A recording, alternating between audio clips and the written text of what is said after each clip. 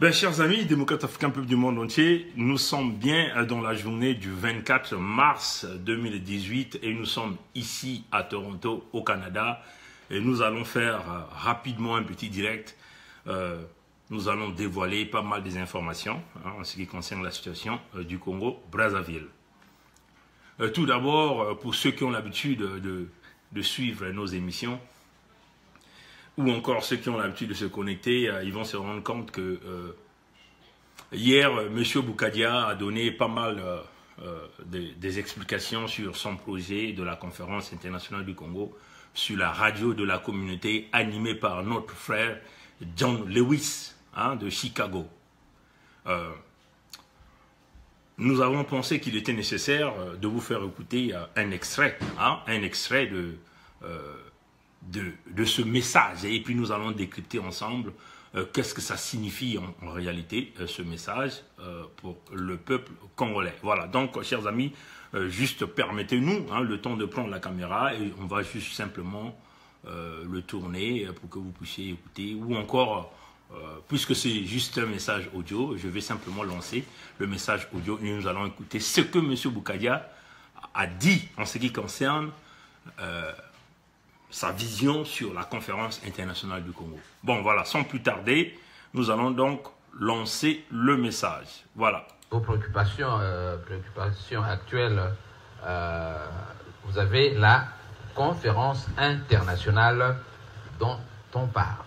Alors, M. Boukadia, généralement, j'ai essayé de faire quelques recherches et à l'issue de la tribune que nous avions eue la semaine dernière, la tendance générale croit que la conférence internationale comme telle devrait se poser en termes de résolution des Nations Unies ou du Conseil de sécurité, et on croit que votre démarche semble s'éloigner de cette règle générale. Alors, est-ce que vous pensez que répondez-vous justement à ceux qui croient que c'est plutôt l'ONU ou d'autres organisations qui devraient reprendre des mesures ou un décret pour appeler les Congolais à cette conférence internationale?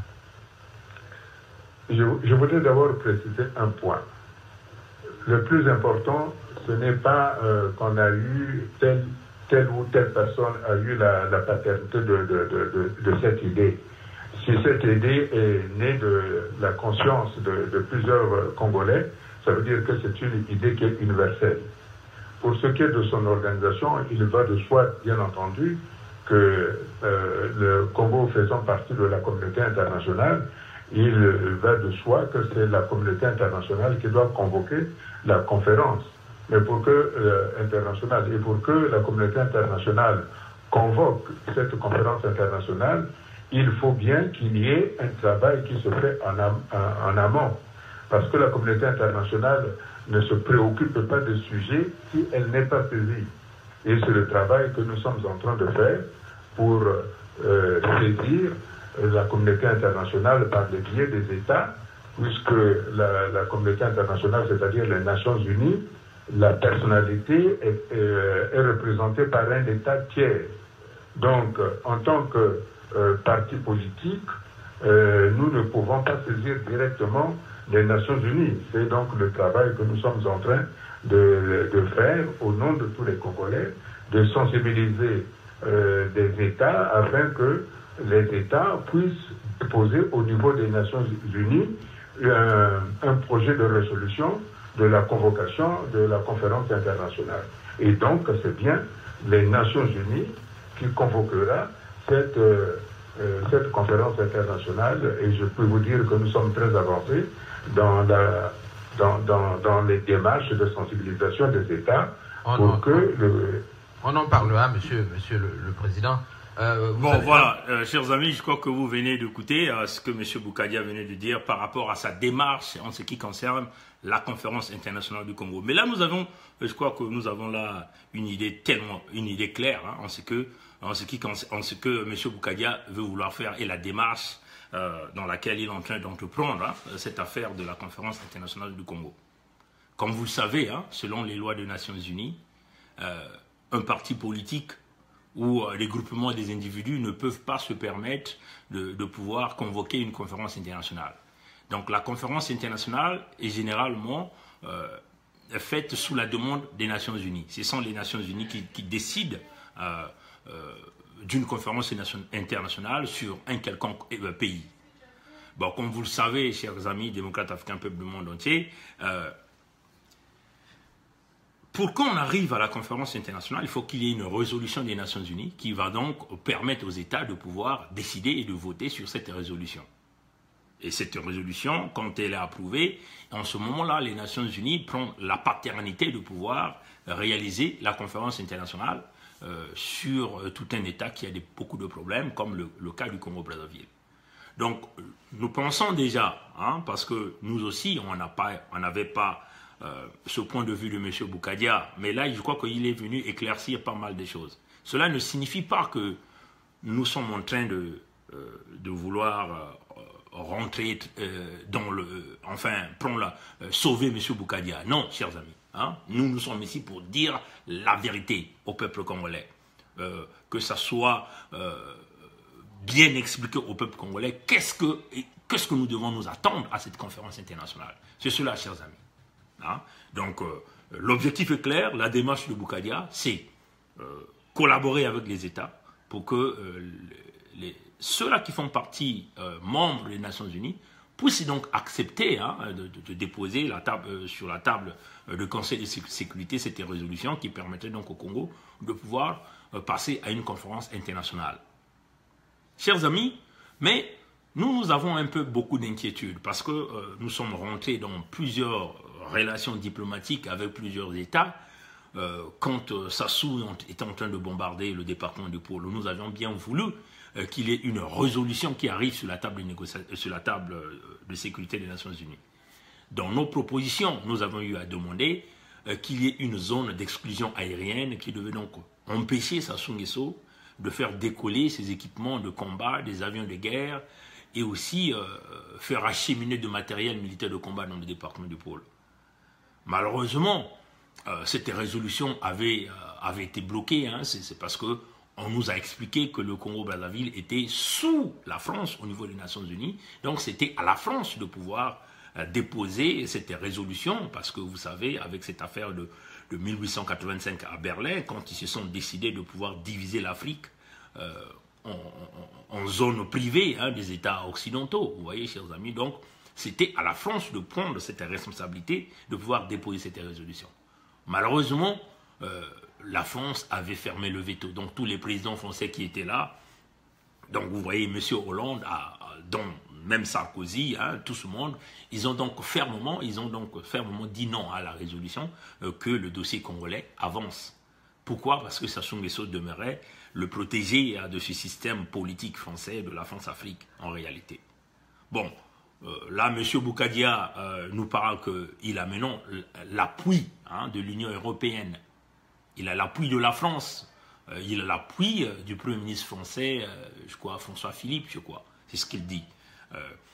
Donc, est-ce que la France aujourd'hui est déterminée à réellement régler le problème qui est en train de se passer au Congo-Brazzaville? Ça encore, c'est des questions que nous nous posons. Mais si la France a donné le OK, nous pensons qu'il n'y aura pas assez de diplomatie à faire parce que le Congo est sous la France au niveau des Nations Unies. Donc c'est la France qui prend la responsabilité de pouvoir déposer donc cette résolution au niveau des Nations Unies pour demander qu'il y ait réellement une conférence internationale pour le Congo-Brazzaville. En moins qu'on nous dit que la pression américaine, fait que les Américains puissent pousser à tous les pays pour que nous puissions avancer et nous puissions arriver à cette conférence. Mais ce qui est vrai, nous avons là une claire idée. Nous savons tous que ce n'est pas à Boukadia de convoquer la conférence, mais Boukadia peut utiliser les relations, donc éventuellement, ce qu'il est en train de faire pour cette diplomatie, pour que nous puissions arriver à une grande réunion où nous allons rassembler tous les Congolais. C'est là où nous allons donc rejoindre l'idée du doyen Mbiki de Nanité Lamio. Parce que, chers amis, qu'on en veuille ou pas, c'est aussi un message que nous voulons parler à tous ceux qui sont les pro-rassemblement des Congolais. La conférence nationale ou la conférence internationale ou le rassemblement, c'est d'abord les Congolais qui vont se rassembler pour régler les problèmes du Congo. Et nous pensons que toutes les fractions du Congo seront là, à cette réunion-là, le grand rassemblement. Mais, chers amis, ce que nous voulons donner comme des préalables, parce que si nous arrivons à organiser la conférence internationale, comme vous voulez l'appeler, ou le grand rassemblement, parce que qu'on n'en veuille pas, cette conférence internationale sera une conférence internationale des Congolais. Donc ça va rassembler des Congolais. Et donc, l'idée de Mbeki de Nanité Lamion est là, le grand rassemblement des Congolais. Mais il y a une condition sine qua non, qui sont les préalables à la conférence internationale. C'est le départ sans condition de Denis Sassou Nguesso. C'est cela, ça doit être écrit comme préalable. Et que tous ceux qui viennent à cette conférence, ils doivent être avertis que nous allons à cette conférence internationale pour déboulonner Sassou Nguesso, pour déboulonner le parti Congolais du Travail, le parti qui a échoué pendant plus de 40 ans, qui a emmené le Congo dans les abîmes, qui a emmené l'apocalypse économique, qui a emmené l'Armageddon économique, qui a emmené le pays dans la banqueroute, dans la division, dans la destruction complète. C'est cela. Parce qu'il faut que ça soit écrit. La conférence internationale ne sera pas, s'ils veulent organiser, ne sera pas un truc où nous allons nous mettre à discuter, un dialogue au front avec Sassou. Non, Sassou vient pour écouter sa sentence, ce qui va lui arriver là. Parce que quand vous suivez ce que M. Boukadia a dit, que bon, le PCT sera invité, Sassou Nguesso sera invité pour éviter qu'on dise qu'il était absent. Vous voyez, chers amis. Certes, ils peuvent être là, mais la condition est là. Ils savent qu'en venant à cette conférence, on va le défaire du pouvoir et nous allons le traîner devant les tribunaux. C'est cela la réalité, chers amis. Il faut qu'il y ait, nous voulons dire au peuple congolais, qu'il y ait des préalables préétablis. L'objectif de la conférence internationale, c'est le départ sans condition de Sassou Nguesso. Si Sassou Nguesso accepte de venir à cette conférence internationale ou il refuse de venir, le cas Sassou sera traité là à l'immédiat. Une fois la sortie, c'est-à-dire les préalables qui vont être préétablis, ça sera le cahier de charge qui va être suivi.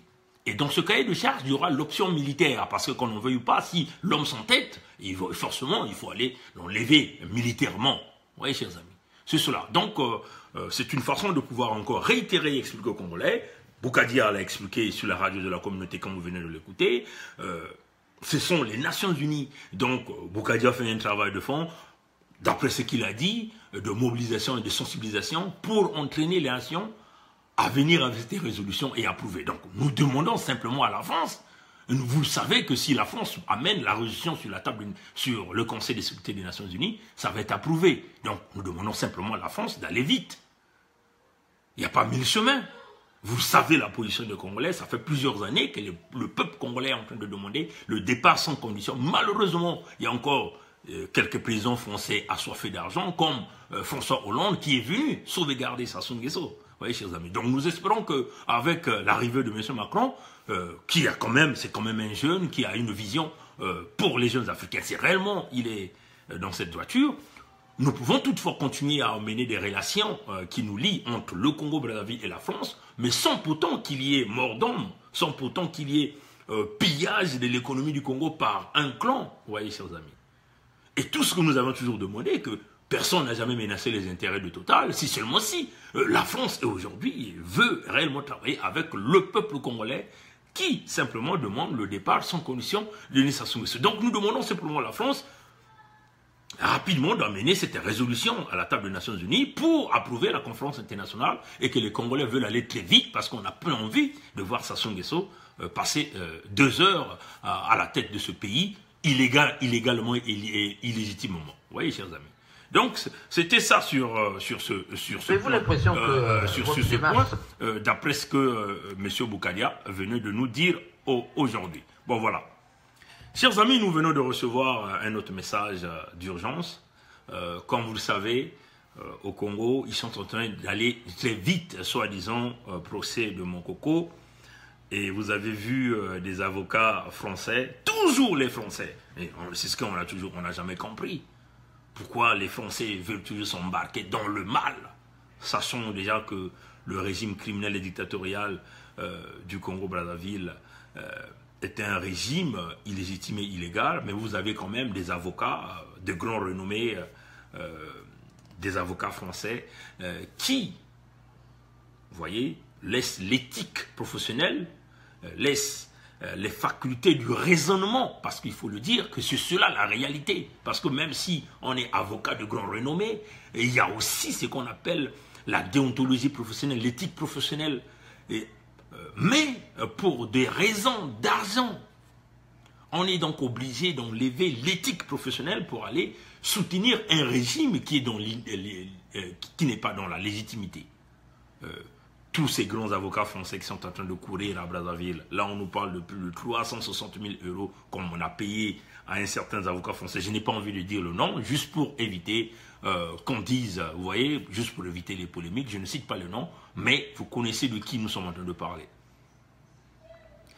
L'information que nous venons de recevoir, c'est que les avocats français de Mokoko qui devaient se rendre à Brazzaville ont des problèmes de visa pour se rendre à Brazzaville.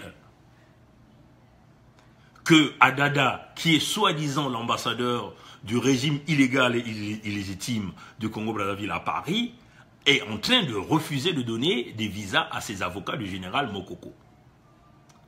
Mais c'est quand même regrettable. Et nous le disons déjà même à Ziana TV, qui a publicité hier, soi-disant, la distribution des passeports congolais à l'ambassade du Congo. Mais honte à vous, monsieur Adada. Honte à Ziana TV, parce que, chers amis, comme on vous l'a dit, Ziana TV appartient à Dada, donc ils sont donc obligés de faire la publicité de ce régime criminel, parce que le passeport n'est pas un luxe. Pour ceux qui ont suivi Ziana TV, vous allez vous rendre compte que hier, ça a été une grande publicité. Pendant ce temps, il y a des étudiants congolais qui sont en Union soviétique, qui manquent des passeports. Mais ils sont là, à Paris, en train de faire la publicité de Adada, qui est devenu le grand patron, et qui refuse même de donner des visas aux avocats du général Mokoko. Alors, donc, comme vous le voyez déjà, ils sont allés, ils veulent faire un procès de Mokoko, mais ils ne veulent pas que Mokoko puisse être représenté par des avocats de grand calibre. Donc, vous comprenez que il y a véritablement un véritable problème dans ce régime criminel et dictatorial. Mais non, chers amis, que voulez-vous que nous puissions faire avec ce genre de régime? Vous voyez, chers amis. Voilà. Donc ça, c'était sur ce point. Donc nous le disons encore à Dada, honte à vous, honte à Dada, honte à tout ce régime criminel et dictatorial, honte à tous ceux-là qui sont en train de supporter la dictature au Congo, ceux-là qui pensent que le régime va continuer à subsister, le régime va continuer à mener tout ce qu'ils veulent. Vous voyez, chers amis. Bon, voilà. Rapidement, nous allons passer à cette information aussi que nous venons de recevoir, où on vous parle de Kiki, qui veut être qu'on a simplement enlevé, qu'on va vouloir ramener dans un quelconque gouvernement, puis en même temps leader du Parti congolais du travail, parce que leur objectif, c'est de positionner Kiki en 2021. Bon, mes chers amis, on vous le dit, nous n'arriverons pas à 2021. Avant qu'on arrive à 2021, nous allons bousiller le régime criminel et dictatorial de Sassou Nguesso. C'est cela. Donc, toutes les manigances qu'ils sont en train de faire, ça n'aura pas de sens, parce que nous le savons, ils sont tous des voleurs. Vous voyez? Et donc, les voleurs, on n'en a pas besoin. La grande communauté internationale qui a encore de la réflexion, sont tous d'accord de pouvoir arrêter avec ce régime criminel. Nous savons que la maturité d'une dictature arrive autour de 35 ans, 38 ans, 40 ans maximum, et nous en sommes là.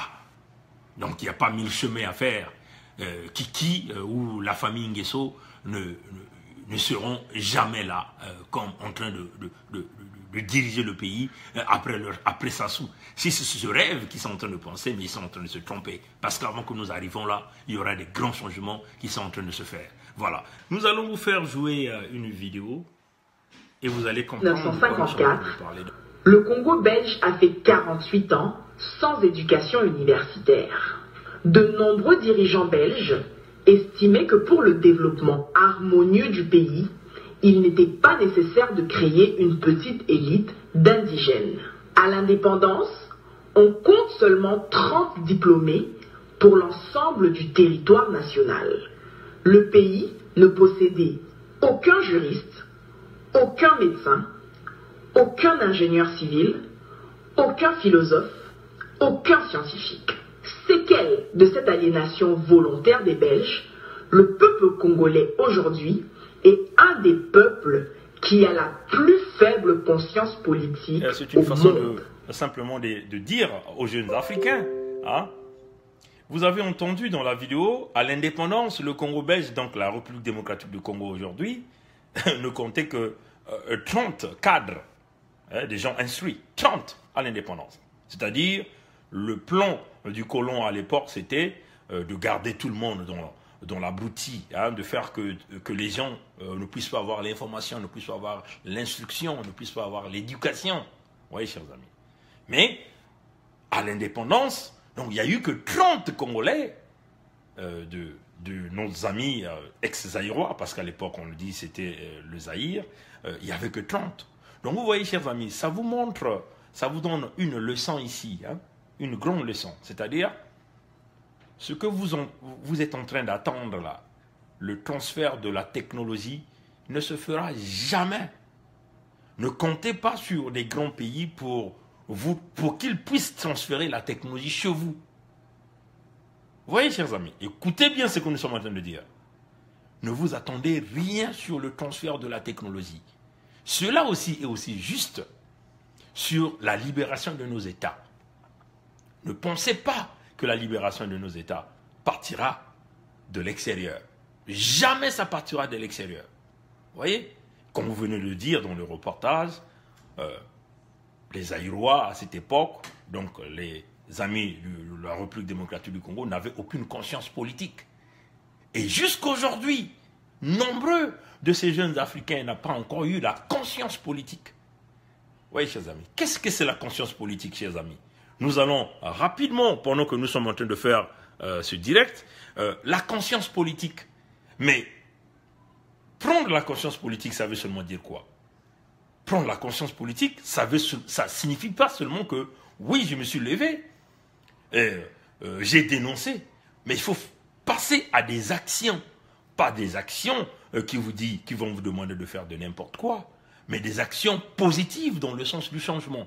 Et nous allons rapidement faire passer la vidéo pour écouter quelques pensées de quelques philosophes, et nous allons entendre ce que ces philosophes-là vont nous dire. Pour comprendre en fait voilà. Que veut dire la prise de conscience, nous avons interviewé des philosophes politiques experts en la matière. Et en fait, la mauvaise nouvelle que j'ai pour vous, puis la mauvaise nouvelle que moi aussi j'ai découvert en montant, c'est que votre vie ne changera pas avec des prises de conscience.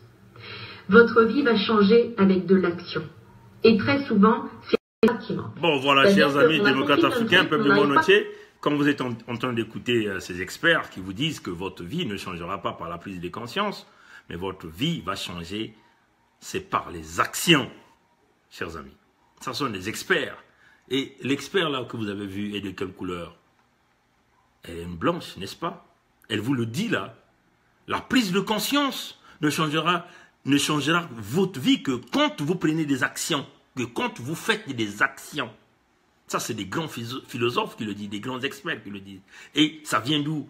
De ceux-là qui nous ont colonisés, et ceux-là qui ont pillé nos États. Parce qu'ils ont compris que pour développer leurs États, il fallait qu'ils passent aux actions. L'action qu'ils ont eu à faire, c'est de venir chez nous, aller récupérer nos matières premières gratuitement. Et c'est de venir nous coloniser, nous prendre comme des esclaves. C'est de venir nous déporter, prendre tous ces Noirs qui sont en Afrique, les ramener en Europe, en Occident, pour qu'ils puissent travailler fort pour construire leurs États. La vie, votre vie ne changera que par la prise de conscience avec les actions. Chers amis démocrates africains, nous allons continuer d'écouter ce que ces experts-là sont en train de nous dire et nous allons continuer notre direct. Voilà. Donc c'est cela, chers amis, nous aimerons toujours parler maintenant avec des actions. À faire redescendre dans notre cœur pour vraiment le vivre et l'incarner là dans la matière, parce que on ne pose pas d'action. On a peur, donc on reste dans nos peurs, puis on réfléchit en se disant et en espérant que à un moment donné on va avoir un déclic et puis que on n'aura plus peur de passer à l'action. Et ça, vous pouvez l'attendre longtemps si vous êtes dans ce cas-là, malheureusement. Parce que la peur fait partie du chemin. Bon, voilà, chers amis, vous avez bien entendu ce que cette femme expert est en train de le dire. Hein?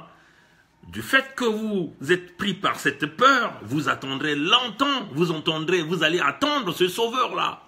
comme fait toutes nos sœurs, toutes nos mamans en Afrique, qui passent leur temps dans les églises, et qui partent prier du matin, midi au soir, en train d'attendre ce Messie qu'on leur a promis qui ne viendra pas. Parce qu'en réalité, le Messie a été, si vous voulez, a été mis dans un cadre où il faut garder les Africains dans les pensées qu'il y a une force qui viendra les sortir de là.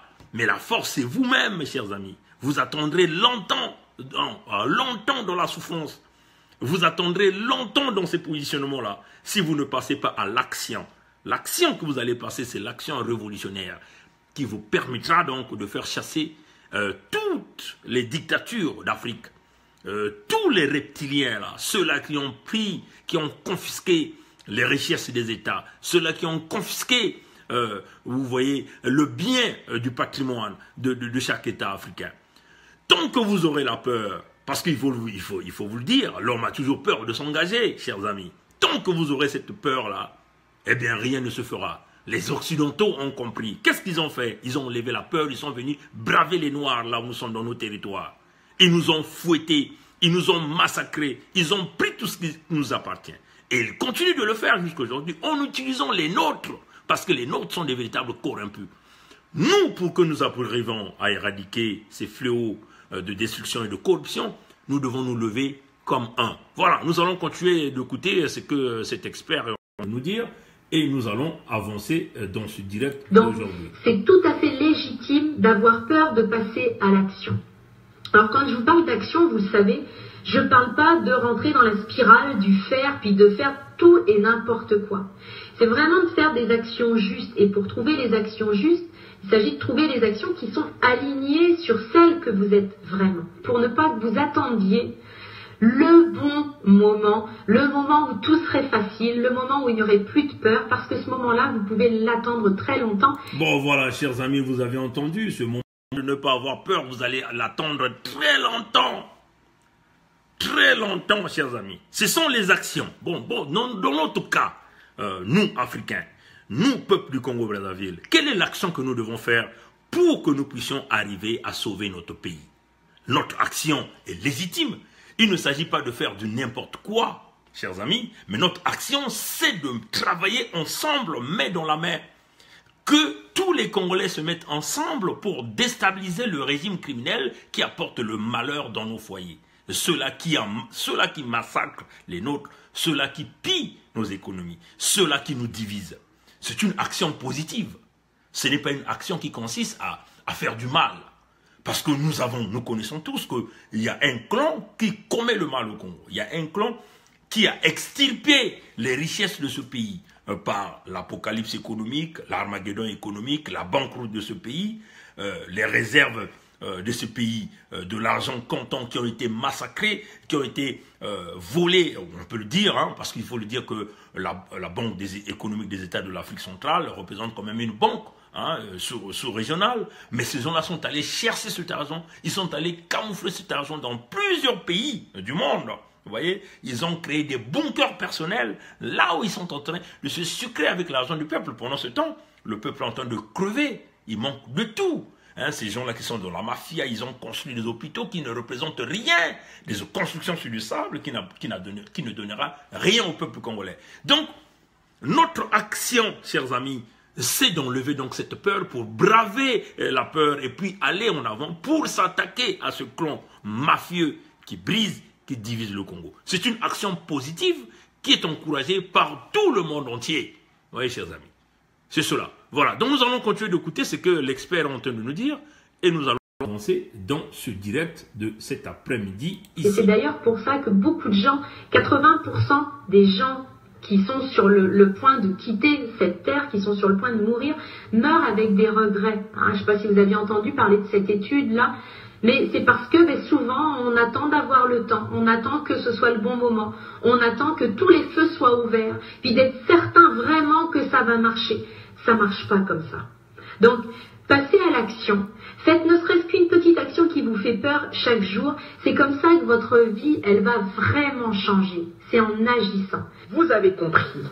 La prise de conscience est le point zéro dans l'échelle du changement.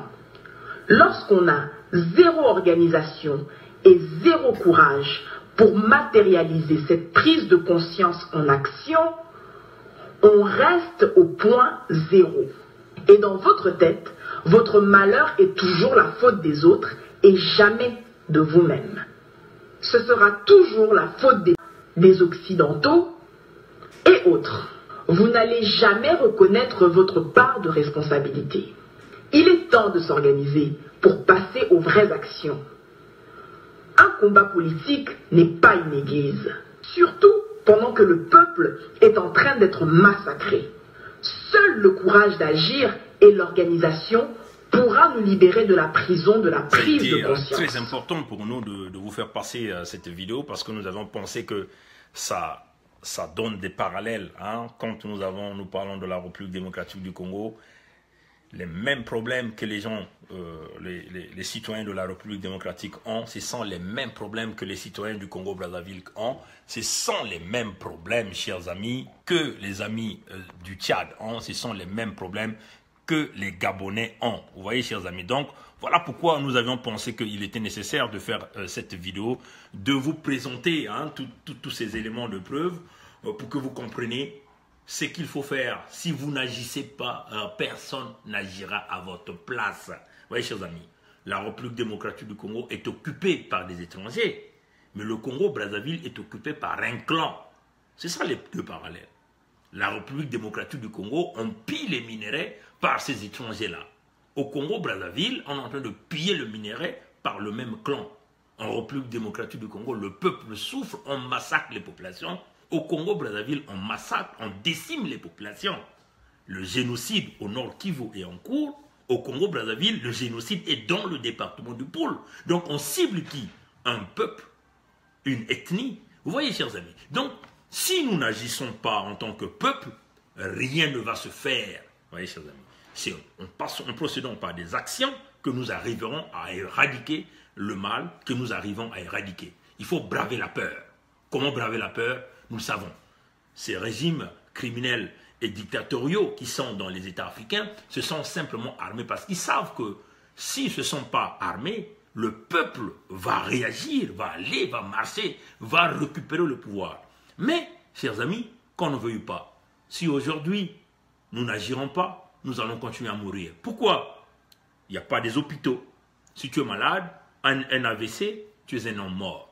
Vous voyez? Donc, vous voyez que si vous n'agissez pas aujourd'hui en masse pour réagir, pour s'engager et faire des actions de libération, vous allez mourir à petit feu et dans la souffrance, dans la difficulté. Vous voyez, chers amis, aujourd'hui, nous, si on nous demanderait qu'est-ce que vous avez fait pour le Congo, chers amis, en tout cas, nous n'allons pas regretter comme cela, comme cette dame, cet expert venait de dire, que la plupart des temps, quand les gens sont prêts à mourir, ils regrettent. Ils font des témoignages de regret parce qu'ils ont dit, ils ont pu faire des choses qu'ils n'ont pas pu réaliser. Mais nous, en tout cas, chers amis, si jamais ce moment-là arrivera, on n'aura rien à regretter parce que nous nous sommes battus pour le peuple congolais et pour tous ces jeunes congolais et des jeunes d'Afrique. Nous sommes là pour apporter, si vous voyez, chers amis, la conscience, l'éveil de la conscience et procédons aux actions. Nous aussi, nous avons été dans cet éveil de conscience, mais on s'est dit, si on se limite au niveau de l'éveil, sans action, rien ne va se faire. Et nous avions donc pris les actions, c'est-à-dire parler au peuple, visage découvert, procéder à des actions, aller voir des gens pour nous aider. C'est cela, les actions positives, chers amis. Donc, Démocrate Africain, peuple du monde entier, nous allons donc continuer ce direct. On va encore essayer de vous trouver une autre vidéo et puis nous allons continuer notre direct. C'est bon. Suite à l'appel du 10 mars 2018, le caporal-chef Ferdinand Masson invitant les Congolais à la mobilisation générale. Face à la situation chaotique et sombre que Sassou Nguesso et sa famille viennent de plonger le pays et tenant compte que le Congo est une propriété collective de tous les Congolais. Moi, colonel Ibwanga Tombe Yinzil, ancien directeur de la protection des hautes personnalités et des voyages officiels, lance un appel à tous les militaires, patriotes et républicains à s'engager dans cette guerre que nous impose l'homme de Pilat.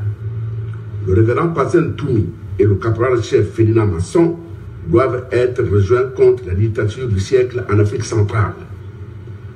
Tous les militaires patriotes et républicains de la diaspora se trouvant en Afrique, en Europe, aux États-Unis et en Asie sont tous concernés par cet appel.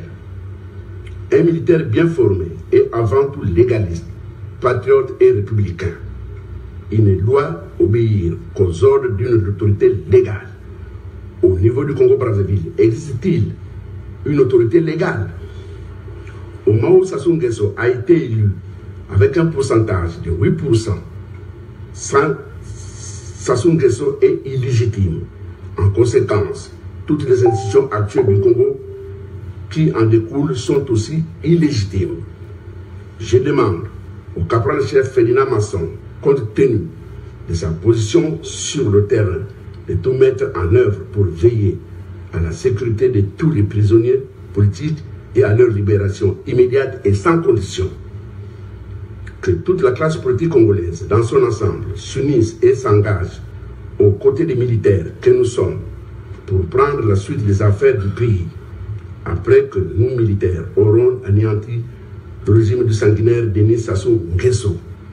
C'est l'occasion d'inviter tous les résidents des localités suivantes, Oyo, Elou et Tchambicho, de s'éloigner dès à présent de ces zones que nous décrétons zones de combat. Ensemble, nous vaincrons. Vive le Congo sans Sassou Nguesso. Colonel Alphonse Yvon. Voilà, chers amis démocrates africains entiers, ça c'est ce que nous appelons les actions. Ça c'est un colonel Ibwanga, qui venait de lancer un appel à tous les militaires congolais de prendre le sens de la responsabilité. Comme on a toujours dit, l'esprit du caporal Ferdinand Masson demeure un esprit. Vous voyez, chers amis. Le caporal Ferdinand Masson que vous avez entendu dans les messages audio est un esprit. Est un esprit. Et qui est le caporal Ferdinand Masson? C'est tous les militaires congolais. Le caporal Ferdinand Masson représente tout officier congolais. Représente tout sous-officier congolais. Ça doit être dans la tête. Quand vous faites face à un homme qui ne respecte aucune loi de la République, le militaire formé, comme vous venez d'écouter le colonel Ibwanga venait de le dire, c'est une première fois que moi, personnellement, j'ai vu ce monsieur parler, colonel Ibwanga. Je n'ai jamais su qu'il y a un certain colonel Ibwanga qui existait au Congo-Brazzaville. Là, vous voyez que ça sont des militaires formés qui commencent à se faire voir. Parce qu'ils se rendent compte que le pays va très mal, le pays est pris en otage, le pays est occupé par une force reptilienne de la mauvaise espèce. Le colonel Ibwanga venait de le dire et d'appeler à... on s'excuse pour ce petit son, ce petit bruit, voilà. Le colonel Ibwanga venait d'appeler à tous les militaires congolais de se lever. Éventuellement, on invite à toutes les populations qui vivent dans le secteur d'Oyo, parce qu'on vous a toujours dit, chers amis, c'est une bulle qui est en train de s'exploser dans les jours qui vont venir. Les populations qui sont vers les Tchambicho, vers les Oyo, les populations civiles, ça c'est une bonne opportunité pour vous déjà libérer ces zones. C'est la réalité, ce n'est plus la blague, c'est la réalité. Ce n'est pas pour rien, vous voyez que Sassou est obligé, et quand il décolle, il met deux hélicoptères de combat à ses côtés pour escorter son avion. Le pire est en train d'arriver. Il sait que le pire est en train d'arriver. Mais il ne peut pas vous le dire parce qu'il va créer un climat de panique. Vous voyez, chers amis. Et comme le colonel Ibwanga venait de le dire, chers amis, population d'Oyo, de Tikapika, tous ceux qui sont autour de Lombo, de libérer la zone, parce que ces zones-là, ça sera des zones de combat. Et ça, puisque nous savons que l'homme s'est équipé, il s'est amassé énormément de l'armement. Il a emmené des mercenaires étrangers qui il a laissé dans cette zone-là. Il a mis un petit système de missiles balistiques autour de cette zone-là pour se protéger. Mes chers amis, on vous le dit, ça va être un chaos pour Sassou Nguesso parce que ces petits instruments ne représentent pas la puissance de ces grands de ce monde. Vous voyez, chers amis, ces bunkers personnels qu'il a construits avec du béton armé, que nous connaissons les épaisseurs, que nous connaissons tout. Comme vous le savez, il y a plusieurs technologies de l'armement à fragmentation qui peut être utilisé pour détruire ces bunkers-là, pour aller les chercher comme un petit rat. Oui, chers amis. Donc, on le demande, le colonel Bouanga vient encore de vous le dire. On vous demande aux populations de libérer les zones. Ça, c'est des informations que nous avons pensé qu'il était nécessaire de le dire à un certain moment. Mais là, ça sort de la voix d'un militaire qui vous le dit, de libérer ces zones, parce que le pire est en train d'arriver. Le peuple congolais, ce n'est pas de la blague, c'est la réalité. C'est la réalité. Sassou ne veut pas s'échapper. Il ne va pas s'échapper ni dans les airs, ni dans l'eau, parce que la zone est quadrillée. Voilà, donc, démocrate africain, peuple du monde entier, c'était ça le message du colonel Ibouanga que nous avons pensé. Vous avez déjà suivi ça, mais nous faisons passer ces messages, c'est pour nos soutiens canadiens, américains. Et même le système France, le système de M. Macron, ceux-là qui commencent à nous contacter parce qu'on se rend maintenant compte qu'il est temps de libérer un peuple. Et on vous le dit, les intérêts de la France ne sont pas menacés. C'est ça la réalité. Et les gens ont compris que les Congolais, en réalité, ne menacent pas les intérêts de la France. Les Congolais veulent un pays libre où tout citoyen est capable de s'exprimer librement sans pourtant être inquiété. Ceux-là qui respectent les lois sont persécutés. Mais ceux-là qui ne respectent pas les lois sont en liberté. C'est ceux-là qui sont en train de foutre la merde dans ce pays. Et donc, on a compris que le Congolais n'est pas, comme on dit en anglais, un troublemaker. Quelqu'un qui commet des troubles. Mais c'est quelqu'un qui veut simplement vivre en liberté, veut aller travailler, veut s'occuper de ses enfants. Mais nous avions une bande de gens qui ont mis de la terreur dans ce pays, qui sont en train de vendre tout ce qui appartient dans ce pays. Voilà, donc c'était ça le message de colonel Ibouanga. Et nous avons pensé qu'il était nécessaire de vous faire écouter ce message. Maintenant, rapidement... nous avons pensé qu'il était nécessaire de quand même parler de cette affaire des forêts de l'Afrique centrale, chers amis. C'est très nécessaire, chers amis. Vous vous souvenez, nous avions fait une vidéo. Allez-y regarder l'Afrique centrale vers la guerre de l'eau. C'est très nécessaire, chers amis. C'est la réalité. Nous avons fait une grande présentation. Nous avons présenté les atouts de cette région d'Afrique centrale. Qu'est-ce que cette région, les forêts d'Afrique centrale, les eaux d'Afrique centrale, qu'est-ce que ça représente pour le monde entier? Pourquoi le monde est en train de courir vers l'Afrique centrale pour occuper nos forêts, pour couper nos bois?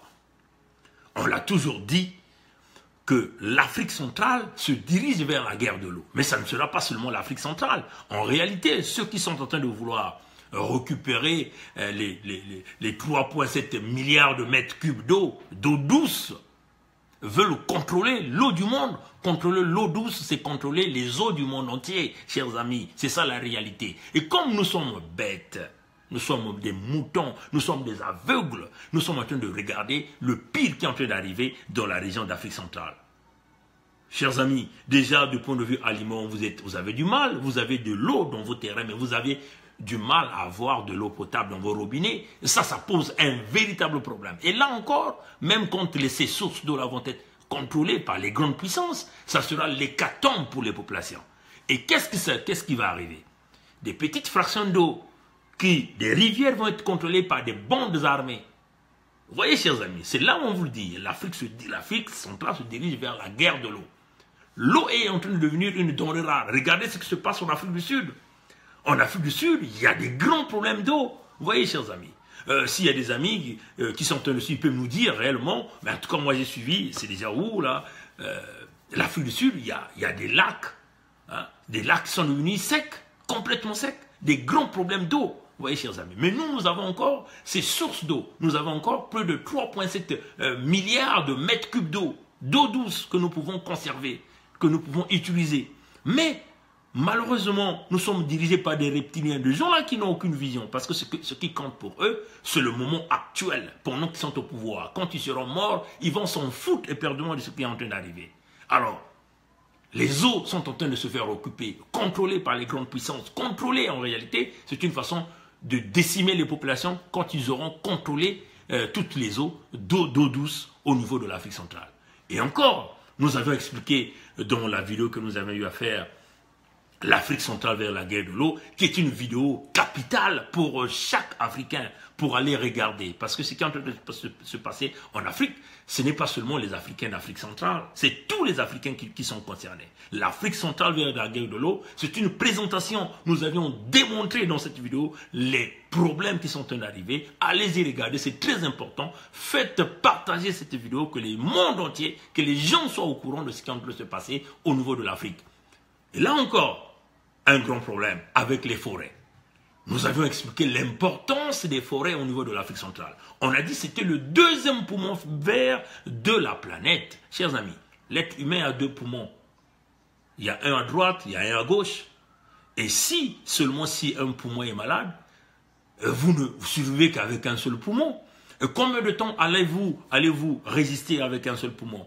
Nous pensons que ça va réduire votre durée de vie. Et c'est cela la réalité. Ce qui est en train de se passer en Afrique centrale, ça va réellement affecter les Africains de l'Afrique centrale à l'immédiat. Mais ça va affecter tous les citoyens du monde entier, chers amis. Tous les citoyens du monde entier. Que ceux qui sont aux États-Unis, ceux qui sont en Europe, ceux qui sont en Chine, ceux qui sont dans des coins éloignés, en Alaska, au fin fond de la Russie, dans la Sibérie là-bas, ils vont certainement se dire, ça ne nous concerne pas. Mes chers amis, ils sont en train de se tromper éperdument. Parce que le monde entier n'a que deux poumons verts. La forêt, ce qu'on appelle la forêt, l'Amazonie, la forêt de l'Amazone, en Amérique du Sud, et les forêts de l'Afrique centrale. Oui, chers amis, ces forêts-là ont un rôle capital dans la production de l'oxygène, dans l'élimination du gaz carbonique, dans l'équilibre climatique du monde. Oui, chers amis. Ceux-là qui ont tendance à penser que oui, on s'en fout éperdument, nous on vit dans des grands immeubles en Occident, à New York, à Paris, à Milan, et ainsi de suite, sont en train de se tromper. L'affaire du climat doit affecter tout le monde entier. C'est la réalité. Nous avions présenté l'importance de la forêt de l'Afrique centrale, le deuxième poumon vert de la planète. Donc vous voyez que si nous arrivons à décimer ces forêts, c'est que le monde va rester avec un seul poumon. Et le seul poumon qui est resté aussi, le bois est en train de se couper à la vitesse grand V. Qu'est-ce qui va arriver, chers amis? C'est l'hécatombe. Et ce sont maintenant les plus puissants qui vont chercher à bien vivre. Et vous, les populations moyennes, qu'est-ce qui arrivera? Mais on va simplement vous envoyer à l'hécatombe. Alors, chers amis, c'est très grave ce qui est en train de se passer en Afrique centrale. La complicité entre Sassou et Joseph Kabila est en train d'envoyer l'Afrique centrale dans l'abîme, dans l'accélération, dans la destruction du climat. Nous avons tous vu, avant-hier, il y a eu une grande pluie qui s'est abattue à Pointe-Noire, la ville complètement inondée. Mais vous vous posez la question, pourquoi, chers amis? C'est cela, les effets climatiques que nous sommes en train de réaliser. Joseph Kabila et Sassou Nguesso se sont simplement décidés de vendre les forêts de l'Afrique centrale à des grands groupes d'intérêt, des groupes chinois. Comme vous le savez, les Chinois, quand ils viennent, ils s'en foutent éperdument. Ils coupent le bois à la vitesse grand V. Et nous allons vous présenter encore une autre preuve par nos directs que nous sommes en train de faire, parce que nous avions pensé que, chers amis, il est nécessaire que le monde entier soit au courant de ce qui est en train de se passer dans notre zone Afrique centrale. Voilà, chers amis, permettez de tourner la caméra et vous allez voir de quoi nous sommes en train de parler. République démocratique du Congo. Deux compagnies chinoises se partagent plus de 650 000 hectares de forêt. Et comme vous le voyez, chers amis, ce sont des forêts inondées, des forêts qui ont une importance capitale, éventuellement dans la protection de l'écosystème, dans la protection, si vous voulez, de tous les animaux, ou encore de tous les systèmes qui nous permettent d'avoir des animaux, qui nous permettent d'avoir les médicaments, ainsi de suite, chers amis. Donc vous pouvez regarder cet article et vous pouvez aller le lire. Après là, je vais le poster dans mon mur. C'est déjà même dans mon mur. Vous pouvez aller regarder, vous allez lire, vous allez voir qu'est-ce que cela représente. Vous voyez? Donc, vous voyez que les forêts de la République démocratique du Congo couvrent une superficie estimée à quasiment à 1 280 042 km², soit près de 55% du territoire national. Bon, tout ça, les Chinois sont en train de le couper à la vitesse grand V, chers amis. Les grands les grands groupes qui sont là, comme les Greenpeace, pour la conservation de l'humanité, vous voyez que ces groupes-là sont en train de se lever pour protester contre la coupe du bois à la vitesse grand V. Ceci est aussi vrai au niveau du Congo-Brazzaville, chers amis. Vous avez les forêts au niveau de Zanaga, au niveau de Komono, les forêts dans le Nyari, chers amis. Les forêts au niveau de Wesso, là-bas, sont en train de se couper à la grande vitesse grand V. Nous avons déjà vu faire passer une vidéo dans laquelle vous aviez nos papas, des experts dans le domaine forestier, ont eu à expliquer qu'ils arrivent même à couper des arbres qui ont un diamètre de moins de 30 cm. Oui, chers amis. Les Malaisiens qui sont là-bas, ils sont en train de couper le bois. Ils s'en foutent. Aucune régulation. Les Henri Nzombo sont devenus des multimilliardaires avec l'argent du bois congolais. Alors, peuple congolais, parce que ces gens-là, ce sont simplement, nous avons déjà fait beaucoup de vidéos là-dessus, dans l'une des vidéos que nous avons parlé même je crois qu'il y a même le titre de Henri, tellement il y a des vidéos, on a même mis le nom de Henri Nzombo dans la coupe du bois, nous avons détaillé comment Henri Nzombo s'est enrichi avec le bois congolais à la vitesse grand V. Éventuellement, aucune régulation, on coupe à la vitesse grand V parce que toutes les compagnies qui coupent le bois au Congo, éventuellement, coupent avec l'appui de ceux qui sont au pouvoir. C'est cela la réalité, chers amis démocrates africains, peuple du monde entier. Nous avons pensé qu'il était nécessaire de parler de cette affaire de l'Afrique centrale vers la guerre de l'eau et aussi permettre à nos amis d'aller regarder réellement ce qui est en train de se passer dans cette zone d'Afrique et éventuellement cette affaire des forêts qui va non pas seulement affecter ceux d'Afrique centrale, mais ça va affecter tous les citoyens du monde entier. Donc vous voyez que, chers amis, nos vidéos ne profitent pas seulement, ne font pas seulement l'objet du combat politique que nous sommes en train de mener dans la libération du Congo, mais c'est où ça remporte, ça prend en considération tous les aspects de la vie. Aujourd'hui, si vous avez toutes les forêts sont coupées, comme on vous l'a toujours dit, chers amis, cette zone d'Afrique, avec le désert du Sahara, il y a un grand problème de déséquilibre de climat, si et seulement si nous perdons encore les forêts, et donc nous avons là le devoir, le sens du devoir du citoyen du monde, de pouvoir dénoncer ce qui est en train de se passer. Et comme vous le voyez, Joseph Kabila a fait signer quasiment plus de 600 contrats miniers. 600 contrats miniers.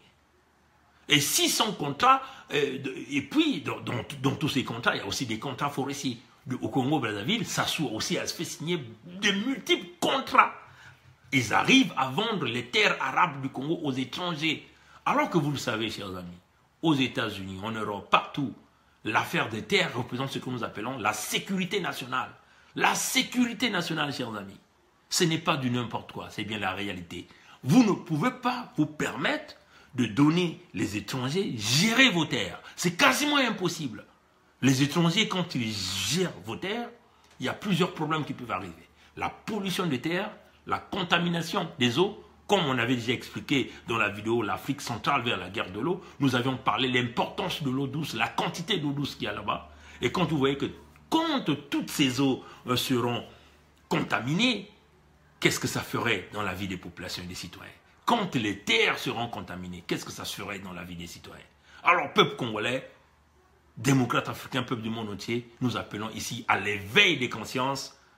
Et quand on parle de l'éveil des consciences, l'éveil de conscience doit se suivre par de l'action, comme nous venons de l'expliquer, ces experts que nous venons de montrer dans la vidéo précédente, par de l'action, l'action positive. Il faut forcément lutter pour éradiquer ceux-là qui prennent des mauvaises décisions pour briser l'humanité. Voilà, donc ça c'était sur ce point.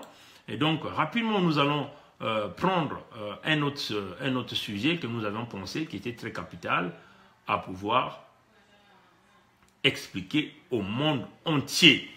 Voilà. Chers amis, nous allons vous faire passer une vidéo de quelques secondes de Tikendia Fakoli. Vous avez déjà certainement vu ça. Mais vous allez comparer cette vidéo aux artistes congolais. Et nous allons vous faire jouer aussi quelques artistes congolais, vous allez comprendre. Il faut le dire qu'il y a encore des grands artistes africains qui sont demeurés constants dans tout ce qu'ils font et dans le travail qu'ils font. Certainement, ces artistes-là sont très riches et on leur propose beaucoup d'argent, mais ils se sont simplement décidés de mener leur combat en étant propres. Vous voyez, chers amis. Donc, rapidement, nous allons écouter ce que notre frère africain Tiken Jah Fakoly parle ici, là. Voilà. Donc, rapidement, nous allons donc jouer la vidéo. Bon, voilà. Une déclaration dans laquelle je m'exprime. Mais moi, je me suis toujours exprimé dans ce pays. Toujours. Quand je vois les attaques des gens du RDR, j'ai l'impression qu'eux, ils pensaient que moi, je suis RDR. Je ne suis pas RDR. À l'époque, j'ai chanté et vous êtes ressentis, retrouvés, je le dis, dans mes chansons. Vous êtes retrouvés dans mes chansons parce que, effectivement, votre mentor était victime de justice. Donc, il fallait qu'on se batte pour que il y ait égalité. Il fallait qu'on se batte contre cette injustice. Effectivement, je fais partie de ceux qui se sont battus. D'ailleurs, je pense que si je suis aujourd'hui au Mali, c'est à cause de ce combat-là. Parce que je me suis battu pour la justice. Effectivement, la justice a été faite. Votre mentor est devenu candidat. Et il a été devenu président. Donc, à partir du moment où le président de la République, le président de la République de tous les Ivoiriens, et il doit s'occuper de tous les Ivoiriens. Donc s'il y a des problèmes, il faut en parler. Moi je donne mon avis. Vous avez le droit de contester dans un débat. Si tout le monde n'est pas d'accord avec ce que j'ai dit, mais se lever pour dire ouais, Tiken Jah ceci, Tiken Jah cela, vous pouvez me dire ça moi. Moi Tiken Jah Fakoly. Allez sur les réseaux sociaux, ça fait des années que les gens me citent. On ne dit rien, que je ne parle pas. Mais moi, je ne suis pas d'accord avec ceux-là parce que moi, j'ai parlé, j'ai chanté, et ils n'ont pas écouté, et ils n'ont pas écouté les chansons. Je me suis exprimé sur Laurent Gbagbo, je me suis exprimé sur Guy Robert, je me suis exprimé sur le régime d'Ali Konabédié. Donc, vous voyez seulement, j'ai raté parce que je n'étais pas connu et puis je n'avais pas d'argent sur le marché. Donc, je n'étais pas un Rastaman. Je n'étais pas un Rastaman. La guerre du Libéria, l'assassinat de Thomas Sankara, le jour que toutes ces vérités vont sortir, c'est là qu'on va se rendre compte qu'en fait, le feu n'était pas ce qu'on pense. Donc aujourd'hui, il y a des problèmes. Les Ivoiriens se plaignent. Quand ils vont dans les hôpitaux, ils sont escroqués. Partout, il y a la corruption. Les gens ne se retrouvent pas. Même ceux qui se sont battus ne se retrouvent pas. Parce que les autres sont sur leur planète. Ils pensent que, comme ils sont au pouvoir, comme ils ont l'argent, ils pensent que tout va bien. Ils ne se rendent même pas compte que les Ivoiriens sont en insécurité. Ils ne se rendent pas compte qu'il y a plein de corruption. Ils ne se rendent pas compte que quand les gens vont dans les hôpitaux, ils ne peuvent pas se soigner. Ils sont obligés de payer les dessous des tables. Ils ne se rendent pas compte des difficultés des Ivoiriens et ils ne veulent pas qu'on parle parce que c'est Alassane Ouattara. Mais moi, je ne comprends pas. Ce n'est pas aujourd'hui qu'on a commencé à parler, qu'on a commencé à s'exprimer.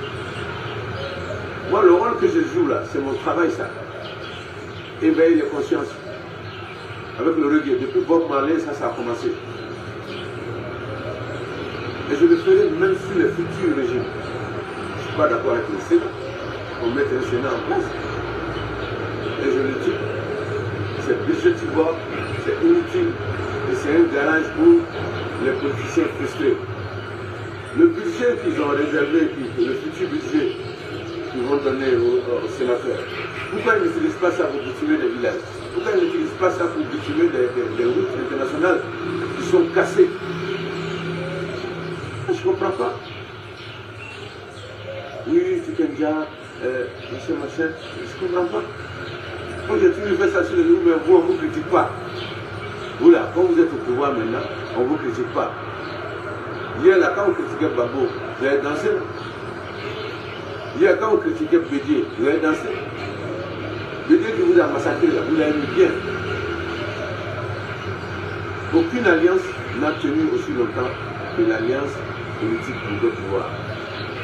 Bon, voilà, chers amis démocrates africains, ceux qui veulent suivre l'intégralité de cette vidéo de Tiken Jah Fakoly peuvent tout aller regarder ça sur mon mur.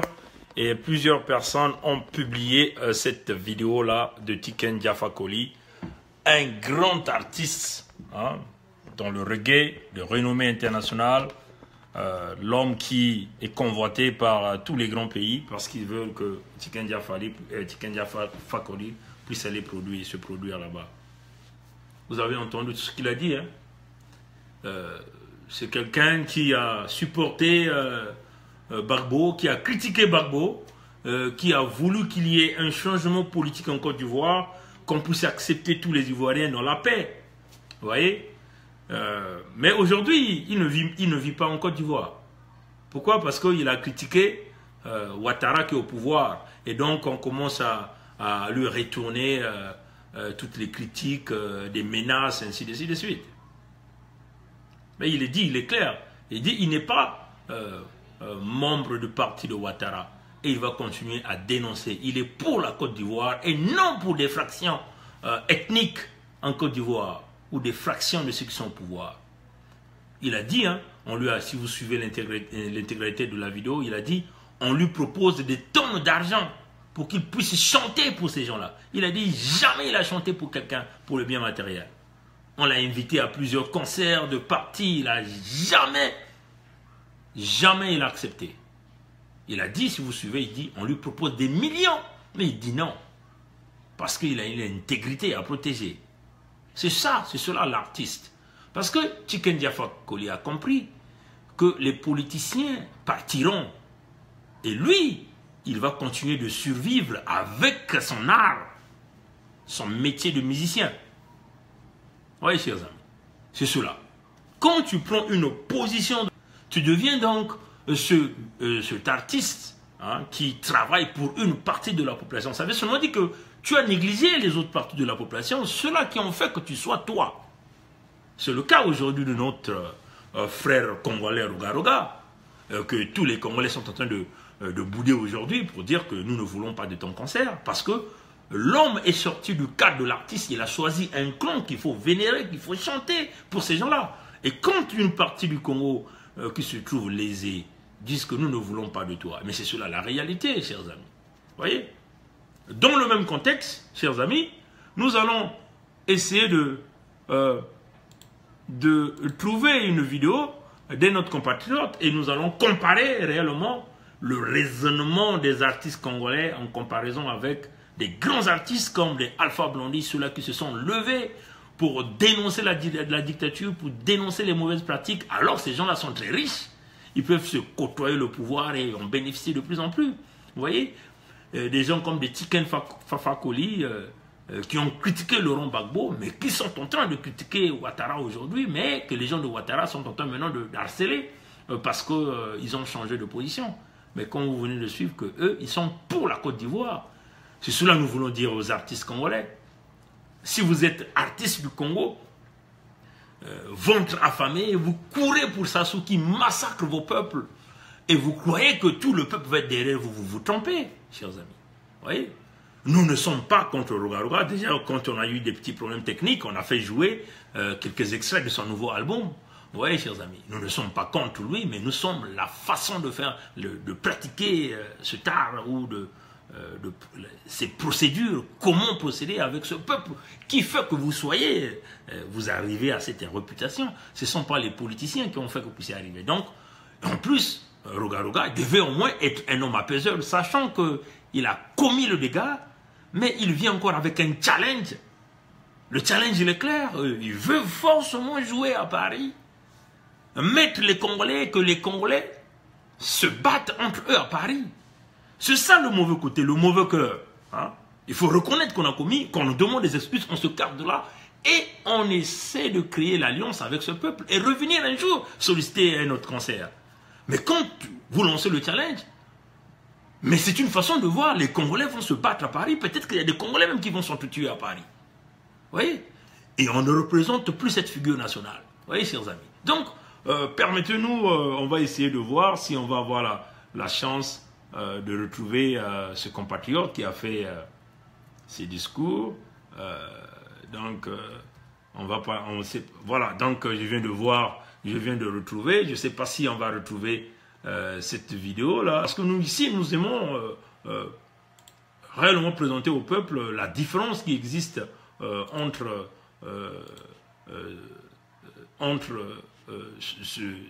certains Africains qui ont une capacité de raisonnement très élevée en comparaison avec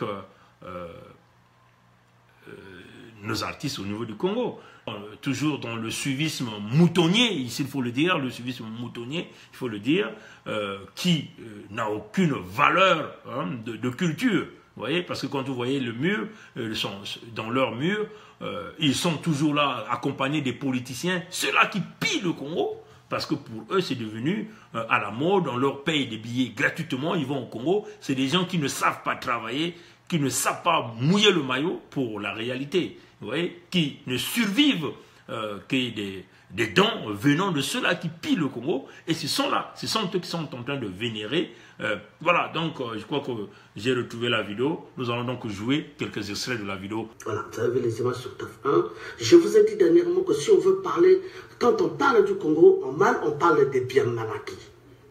Sur TAF 1. Sur TAF 1, c'est tout ce qu'on peut parler du bien mal acquis. Alors, je disais également un petit mot pour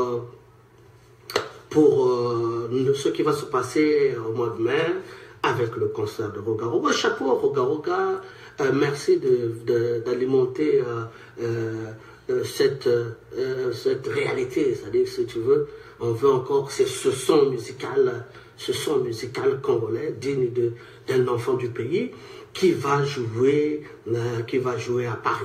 Hein?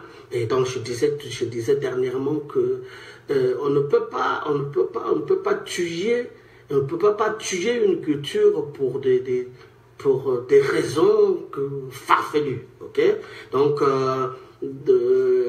moi je trouve que c'est pas normal. Je dirais pas des raisons farfelues. Chacun sait pourquoi il se bat pour voilà. Si vous faites le combat, s'il y a combat, le 242, il n'est pas le 243. Mais gars, à un moment donné, quand vous tuez votre culture, vous avez du mal à émerger. Le Congo, musicalement, a du mal à émerger. Et ben, mais voilà, donc, il y a des récipiendaires qui viennent sur la place de Paris pour dire non, il n'y aura pas de concert. C'est comme si, donc, ça dit que la vie des autres, ça dit que le message des autres n'ont pas le droit de faire des choses parce que, par une certaine idéologie, non, mon gars, la politique, c'est la politique, la culture, c'est la culture. Moi, je suis un culturel, moi, je suis du côté de ceux qui poussent la culture vers l'avant. Il ne faut pas être le mauvais élève de la culture parce que demain, les choses, quand ça va s'empirer, les choses, quand ça va aller très très mal, on vous indexera pour dire « Ah, c'est vous !» C'est à cause de vous que la culture congolaise est devenue comme ceci, comme cela. Non, donc c'est pas ça. Nous allons applaudir en tout cas Roga Roga. Roga Roga, tu joueras à Paris, on est content. Voilà. Chers amis démocrates africains, peuple du monde entier, ceux qui veulent aller regarder cette vidéo, ils n'ont qu'à aller regarder ça dans ce mur de ce compatriote. Que je ne peux en aucunement citer le nom ici parce que nous pensons que c'est un raisonnement tellement banal en comparaison avec le raisonnement de Tikenfa Diakoli que nous venons de faire passer tout à l'heure. Vous comprenez le niveau de raisonnement, c'est entre ciel et terre. Hein, vous voyez, chers amis. Il dit, on ne peut pas comparer la politique à la culture. Mais ce que ce compatriote oublie, que c'est la politique qui dicte tout. Si la politique est mauvaise, la culture est chutée. Quand on fait la comparaison qu'il y a des Congolais qui ont joué dans des grandes salles, mais qui n'ont pas pu attirer tout ce monde. Mais pourquoi ces Congolais-là ne sont pas promis à ce niveau? Pourquoi on sélectionne un certain nombre de Congolais? Roga Roga est financé à 100% par l'argent du contribuable congolais. il va jouer avec l'argent du contribuable congolais, et les autres musiciens, pourquoi on ne le fait pas? Oui, chers amis, nous ne sommes pas contre les artistes et la culture, mais il faut qu'on le dise que la culture est liée à la politique, comme d'ailleurs l'éducation est liée à la politique, la santé est liée à la politique, tout est lié à la politique. Si la politique craque, tout le système craque. Donc on ne va pas vouloir accuser tous les cracks qu'il y a eu au niveau de la culture à tous ces jeunes résistants au niveau de Paris. Et il faut le dire que les cracks, ce sont eux-mêmes les artistes qui les ont créés. Parce qu'ils ont choisi un clan, une partie de la population. Ils ont choisi un système qu'ils ont à vénérer. Et voilà pourquoi nous luttons. Quand on dit les 242 ne sont pas les 243, c'est juste du point de vue structurel de pays, mais les fonctionnements des pratiques qu'on est en train de faire au niveau de la République démocratique du Congo, ce sont les mêmes pratiques que nous sommes en train de faire de nous. Vous voyez des gens comme des Congolais, apparemment instruits, mais qui sont en train de vénérer le système, comme vous avez entendu, plein de noms. On jette pour les gens parce qu'ils comptent sur des miettes. Quand ils parlent de ces noms-là, on leur donne de l'argent. Des gens qui ont vendu leurs propres parents, vous voyez, chers amis, pour des intérêts d'argent. Et donc, comme vous essayez de regarder, comparer le niveau de raisonnement de ce compatriote avec celui de Tiken Fakoly ou de Alpha Blondy, vous comprenez que nous sommes à un niveau très inférieur. La sapologie représente quoi? Il a cité qu'il partait au salon de livres, aller voir des grands écrivains comme les Alain Mabankou. Mais Alain Mabankou a laissé ses plumes. Il a dénoncé la dictature. Alain Mabankou a dénoncé le mauvais traitement des populations qui ont dû se passer au Congo. Il dénonce les souffrances de la jeunesse congolaise. Oui, chers amis. Alors, donc, essayez de regarder. S'il veut nous vouloir parler qu'il est cultivé, alors là, nous pensons qu'il est noyé dans l'eau. Voilà, bon, chers amis, nous allons terminer ce direct en pensant à quelques noms que nous ne pouvons pas clôturer ce direct sans penser à ses compatriotes. Vous voyez, donc je vais simplement lire leurs noms. Congo Dianzokolo, Noël Mienanzambi, Anatole Libongongoka, Jean Ngwabi, Paulin Makaya, Général Jean-Marie Michel Mokoko, Okombi Salissa, Jacques Bananganzala. Nous pensons à ces compatriotes et à tous ceux dont nous avons oublié les noms.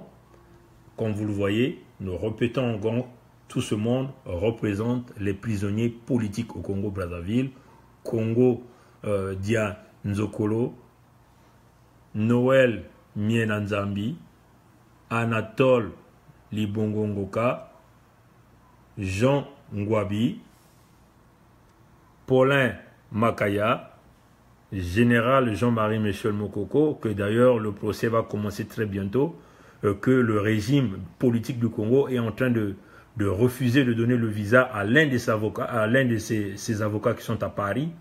Et donc, nous le disons encore, honte à Adada. Et nous disons d'ailleurs même à Ziana TV, qui est devenue la propriété de Adada, de publicité, que M. Sir Makosso puisse aller regarder avec le patron de la chaîne Ziana TV, pourquoi les avocats de Mokoko, on ne peut pas donner les visas aux avocats de Mokoko qui se retrouvent à Paris. Donc ça, c'est un challenge que nous lançons à Ziana TV et à M. Makosso de dire à son patron pourquoi il ne veut pas donner le visa aux avocats de Général Mokoko qui se trouvent à Paris, qui veulent donc aller à Brazzaville pour aller renforcer l'équipe qui vont défendre le Général Mokoko. Donc c'est cela la réalité. Voilà. Donc nous avons Okombi Salissa et Jacques Bananganzala. Tout ce monde représente des prisonniers politiques au Congo qui sont simplement mis pour des motifs politiques par le régime criminel et dictatorial du Congo-Brazzaville. Voilà. Démocrates africains, peuple du monde entier. Ça a été un direct un peu long parce qu'il fallait qu'on passe au va-et-vient entre les caméras et les ordinateurs, aller chercher des informations. Mais, comme vous le savez, chers amis, c'est parfois ça aussi les difficultés du direct. Mais ce qui est plus important, c'est le message que nous avons pu passer. Et nous continuons à lutter pour la libération du Congo-Brazzaville. engagez-vous, chers compatriotes. L'éveil des consciences est là. L'éveil des consciences doit s'associer aux actions positives. Notre action principale ici, c'est d'arriver à enlever Sassou. Politiquement, c'est bien parce qu'il y a des gens qui sont en train de faire cette diplomatie, mais nous pensons option numéro 2, ça sera l'option militaire. Mais que l'option militaire, c'est la meilleure option parce que nous savons que cet homme, c'est lourdement armé et il n'y a pas d'autre possibilité, c'est de le faire sauter. Il faut que cet homme puisse être capturé, présenté à la justice au niveau du Congo-Brazzaville. Que tous ceux-là qui ont travaillé avec lui, contribué à la déstabilisation du Congo, à l'hécatombe économique. Hein, mes chers amis? C'est parce que vous ne voyez pas la carte du Congo. Regardez un peu tous ces petits que nous avions au Congo là, tous nos jeunes là, les jeunes collégiens, lycéens, universitaires. Zéro avenir, chers amis. Zéro avenir. Vous voyez? Zéro avenir. Donc, rassemblez-vous et travaillons ensemble. Bon, nous avons, comme nous on l'a fait passer au début, l'audio de M. Boukadia dans son interview avec M. John Lewis de la radio de la communauté de Chicago aux États-Unis. Il a essayé d'expliquer la procédure. Vous voyez, chers amis. Maintenant, nous demandons aux gens de Baudry de venir expliquer aussi leur procédure. Quelle est la procédure? Parce qu'apparemment, comme vous le savez, ce ne sont pas des individus qui vont demander à ça. Ce sont des États qui doivent demander à ce qu'il y ait cette affaire de congrès international ou voilà. Donc, vous voyez, sur le Congo-Brazzaville. Donc, on le dit encore aux gens de Baudry, mouvement républicain de libération du Congo, venez nous expliquer quelle est votre procédure. Parce que, chers amis, c'est cela la réalité. Hein? Nous ne sommes pas là pour être d'un clan. S'il y a des Congolais qui ont des idées que nous pensons qui sont des idées correctes, nous allons supporter cela. C'est ça la réalité.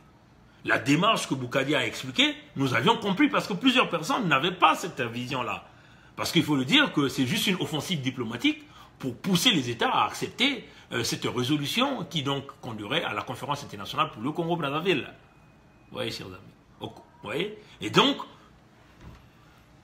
si les gens du mouvement de libération du Congo ont aussi les procédures qui viennent expliquer. Et puis, si ça ne vous dérange pas, si vous avez quasiment dans la même démarche, pourquoi vous ne travaillez pas ensemble?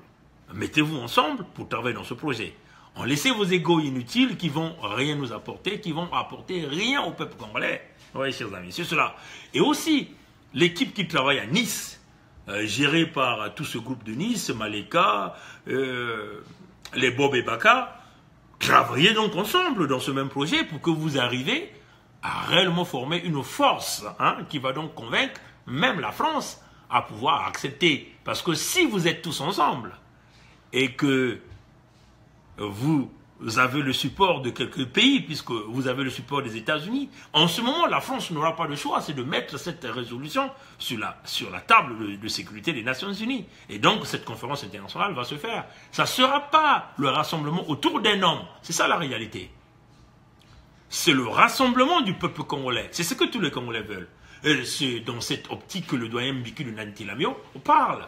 Mais ce que nous voulons ajouter comme préalable à ce rassemblement, c'est qu'il faut qu'il soit écrit noir sur blanc comme préalable à cette conférence internationale. C'est-à-dire, la conférence internationale ne traitera que le départ sans condition de Sassou Nguesso. Ça, c'est l'objectif numéro 1.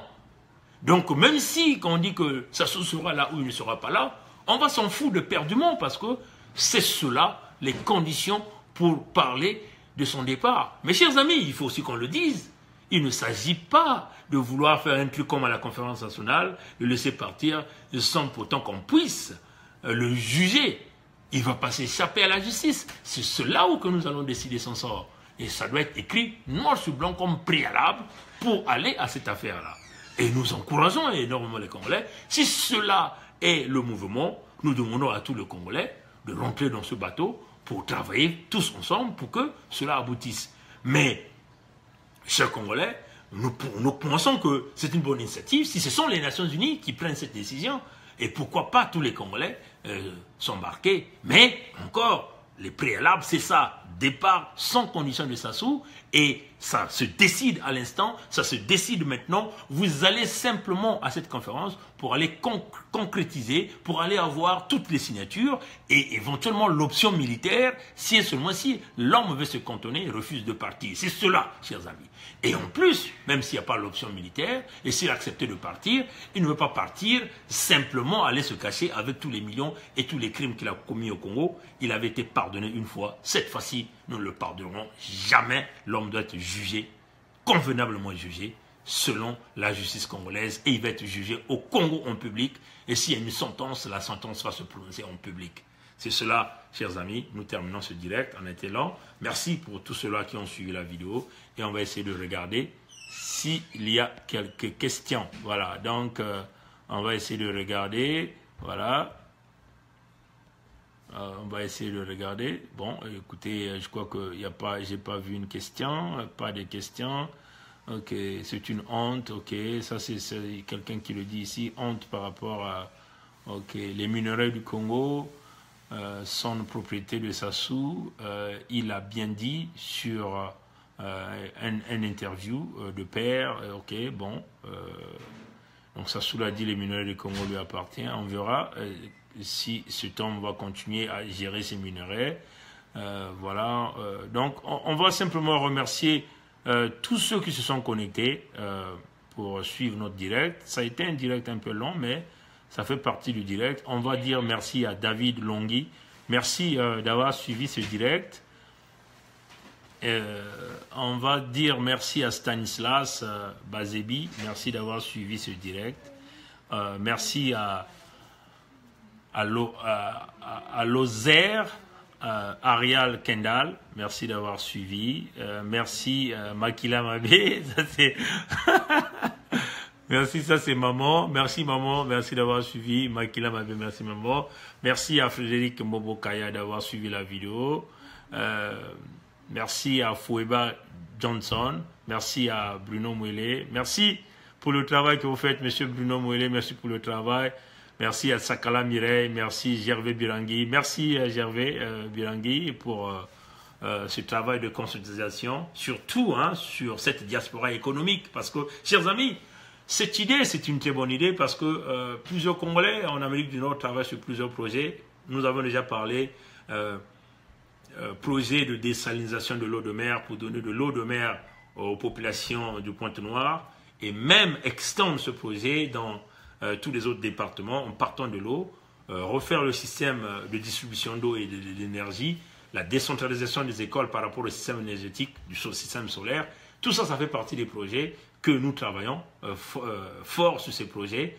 Malheureusement, c'est des projets qui ne peuvent pas se réaliser à l'instant où nous parlons parce que nous avions des mauvaises personnes à la tête de ce pays. Et ceux-là qui vont freiner, parce que ceux-là qui ne pensent qu'il n'y a que Oyo, une partie du Congo qui doit bénéficier. Non, chers amis, ça ne fera pas comme ça. Comme d'ailleurs ce que nous avons proposé dans notre direct de la fois passée sur les 8 000 milliards de la fraude fiscale de Total. Nous avions expliqué comment, au lieu que Total, puisque apparemment il y a une entente qui est en cours entre les gens de Sassou qui demandent, Total a demandé de couper la poire en deux, au lieu de payer 8 000 milliards de francs CFA de fraude fiscale qu'ils doivent au Congo. Total propose de payer 4 000 milliards. Et Sassou est très content parce qu'au départ, c'était seulement 150 millions. Mais comme nous avions sorti l'affaire sur les médias sociaux, ça fait donc du bruit. Donc Total vient donc essayer de trouver un terrain d'entente et propose donc de payer 4 000 milliards de francs CFA. Et Sassou est content. Donc Sassou propose qu'on leur donne 2 000 milliards tout de suite et plus les 2 000 autres milliards après. Donc vous voyez que le 2 000 milliards représente le budget du Congo. Donc si on donne ça à Sassou, il va simplement mettre ça encore dans ses poches. Et nous avons simplement dit à Total, on donne 0 CFA à ces gens-là. Nous allons comptabiliser les 8 000 milliards et nous allons vous dire, nous avons fait des propositions qu'il faut investir cet argent dans des infrastructures, dans des ponts dissociés, dans la construction des lycées, des hôpitaux de grande renommée, comme d'ailleurs l'hôpital qu'on vient de construire au Niger, l'hôpital qui comporte au plus de 14 blocs opératoires, dont 2 blocs opératoires pour les urgences. Donc vous voyez qu'avec des grandes salles d'imaginerie, où même les ministres et les dignitaires de Niger ne pourront plus aller se soigner à l'extérieur, ils feront tout sur place.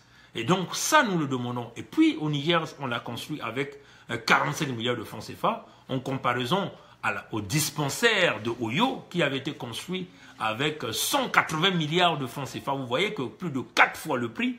Vous voyez, chers amis, donc vous voyez que c'est l'exagération. Donc, nous avions dit à Total, vous donnez 0 francs CFA à ces gens-là. Nous, en tant que diaspora unie, diaspora organisée, nous allons comptabiliser tout cet argent. Il faut refaire les écoles, refaire les hôpitaux, des grandes qualités. Nous avons proposé des centres, nous avons dit quasiment 8 centres. Nous avons parlé de Wesso, nous avons parlé de Ouando, nous avons parlé dans les plateaux. Nous avions aussi parlé de Kinkala, nous avions parlé de Nkaï, vous voyez, chers amis. Nous avons parlé de Sibiti, parce que ça c'est très important. Ça me fait pitié parce que moi, personnellement, j'ai vécu à Sibiti, mon père a travaillé à Sibiti. Sibiti a des grands problèmes parce qu'il n'y a pas d'hôpital. Vous voyez, tout le département de la Lokoumou compte sur le petit dispensaire de Sibiti. Et ça, c'est pas normal. Vous voyez, chers amis. Il faut une grande université que nous appelons des extensions des universités Marine Wabi à Sibiti, à Pointe-Noire qu'on a tant oublié. Donc, c'est cette proposition. Donc, et puis, le reste, c'est refaire la route. L'autoroute, hein, 2 voies aller séparées, 2 voies retour séparées, Pointe-Noire-Brazzaville, et puis de Brazzaville jusqu'à la route nationale numéro 2. Ah, on me donne encore le petit qu'on va clôturer, voilà. C'est le petit junior, on va clôturer. Donc, c'est ces propositions. Donc, chers amis, la diaspora économique, c'est une très bonne idée que notre frère Gervais Birangui est en train de penser. Donc, merci à Dieudonné Goma depuis l'Afrique du Sud pour avoir suivi la vidéo. Merci à Tike Henriette Reynaud. En tout cas, vous êtes tellement nombreux ce soir. Merci à Albert de Côte-Matev. Voilà, pour ceux qui connaissent Pointe-Noire, ils doivent connaître Côte-Matev.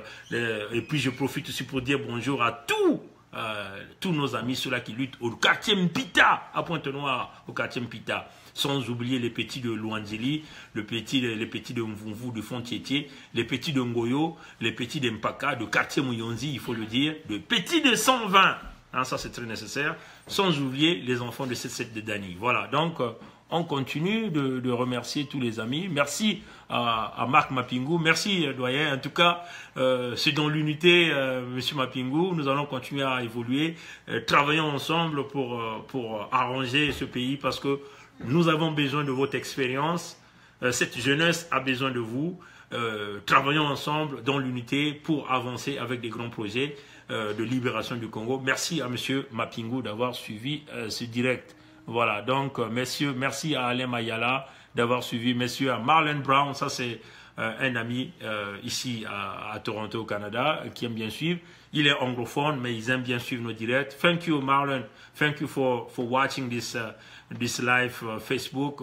We are trying to talk about Congo, Brazzaville, and Central of Africa.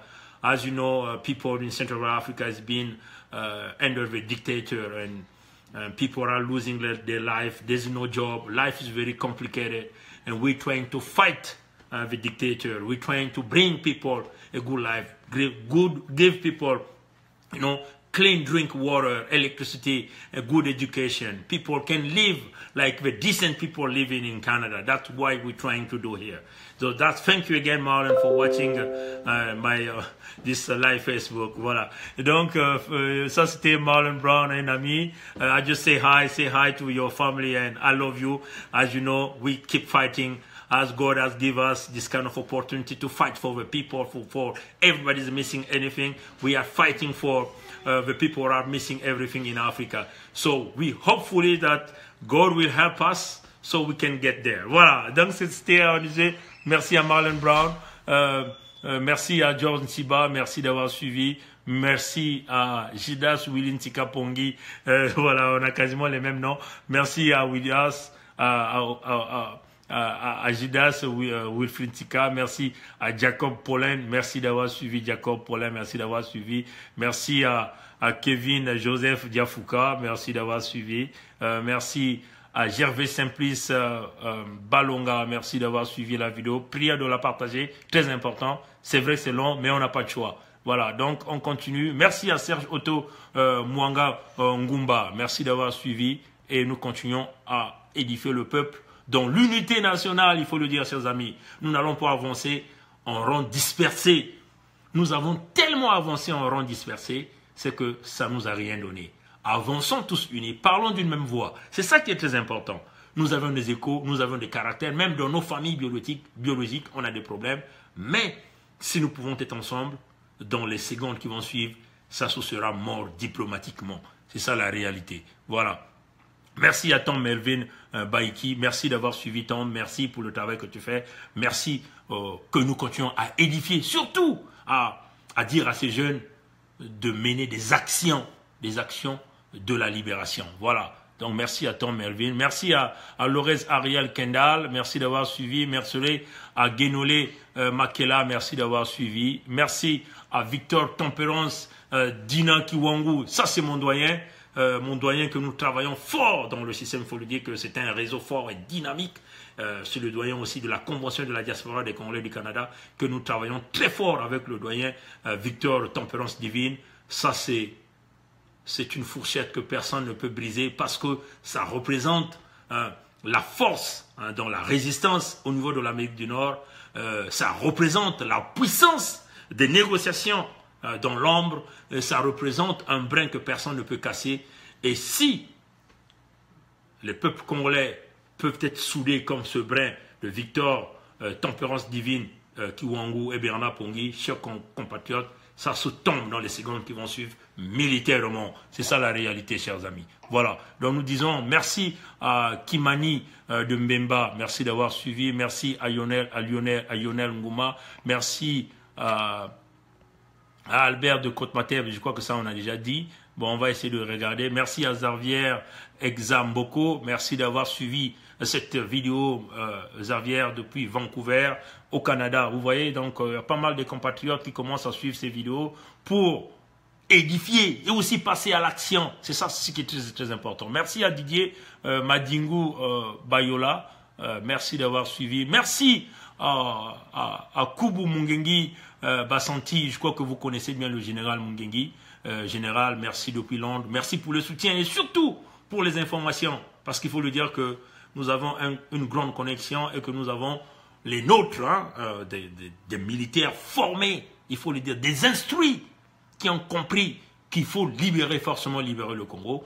Et nous comptons pour des gens et avec l'expertise des gens comme Kobo Mungengi, le général Mungengi, pour nous aider à atteindre notre objectif. Voilà. Donc, chers amis, merci à Patrick Nyoka. En tout cas, ça me fait rigoler parce que Patrick Nyoka, c'est quand même quelqu'un qui commente beaucoup, que nous voyons, bon, on peut dire, on lui traite de tout, qu'il est contre Sadio. Non, Patrick Nyoka essaie d'être objectif, il essaie de voir, et nous comprenons le combat que Patrick Nyoka, même si on dit qu'il est neutre, mais nous comprenons le combat que Patrick Nyoka est en train de faire. Voilà. Donc, merci à Michel Malonga. Merci d'avoir suivi la vidéo. Voilà. Merci. Voilà. Donc, on va essayer de regarder s'il y a d'autres personnes qu'on a oubliées. En tout cas, vous êtes tellement nombreux. Je vois que le petit là le petit là doit être maintenant fatigué, là, je crois. Donc, il faut que je m'occupe de lui aussi, là. Voilà. Donc il est là, je crois qu'il est fatigué, je vais aller m'occuper de lui rapidement puisque tout le monde est parti. Merci à Elvis Kakou. Elvis Kakou, merci pour le travail que tu fais, un travail énorme de sensibilisation, surtout pour la prise de conscience pour les enfants Sassou, parce que c'est vraiment impeccable ce que Elvis fait. Ce qui est bizarre, c'est que Elvis, on vous le dit, les enfants Sassou, ils sont tous dans la même logique, dans la destruction. Voilà pourquoi il n'y aura pas de pitié pour les enfants Sassou. Aucun de ces enfants-là est capable de se démarquer pour apporter la solution. Au moins, essayer de dire à son père de changer, même à son père de quitter. Mais voilà pourquoi nous le disons, Elvis Kakou, il n'y aura pas de pitié, même pour les enfants Sassou. Le temps de l'amnistie est terminé. Merci Elvis Kakou pour le travail que tu fais. Et voilà, merci à Farsilimak Karlik. Merci d'avoir suivi. Si jamais j'ai oublié des gens, en tout cas, on s'excuse. Mais la lutte continue. Que Dieu nous garde, Dieu nous bénisse. Et nous préparons la relève par le petit Bernard Junior. Allez, merci. Au revoir.